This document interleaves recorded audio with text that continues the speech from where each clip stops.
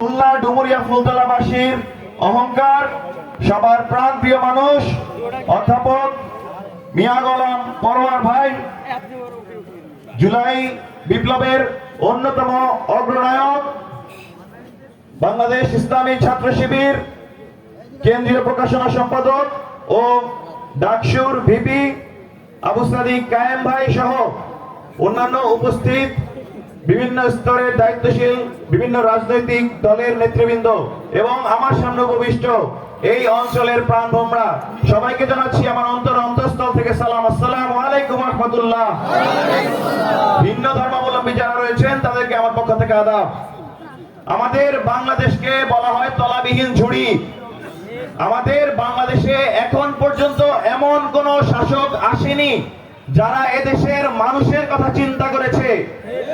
এদেশে সেনরা এসেছে, এদেশে মুঘলরা এসেছে, কেউ এদেশের মানুষের উপর ন্যায্যতা নিশ্চিত করতে পারেনি। এদেশে নবাবীরা এসেছে, তারাও ন্যায্যতা নিশ্চিত করতে পারেনি। এরপর এসেছে ব্রিটিশরা এসে এদেশের এমন আইন পাস করে গিয়েছে, এমন সব আইন জারি করে গিয়েছে, এদেশের মানুষকে দীর্ঘ একটা সময়ের জন্য বঙ্গুত্ব বরণ করার মতো করে গিয়েছে। এরপরে এসেছে ইসলামের জন্য পাকিস্তান, যদি বলা হতো সেই পাকিস্তান এদেশে ব্যর্থ হয়েছে ন্যায্যতা নিশ্চিত করার ক্ষেত্রে, এদেশে মানুষের উপর জুলুম করেছে। এরপরে এসেছে বাকশাল, এরপরে সেনা শাসন এবং নানা রকম শাসন আসার পরেও এদেশের মানুষের ন্যায্যতা নিশ্চিত করতে পারেনি। তারা সব সময় নিজেদের ক্ষমতার গদির কথা চিন্তা করেছে।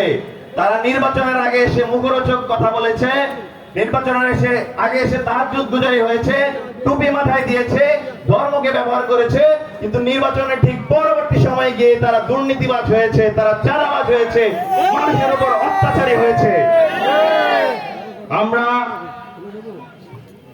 এ পর্যন্ত যত রকম শাসক দেখেছি, এর মধ্যেও এমন কিছু উল্লেখযোগ্য মন্ত্রিত্ব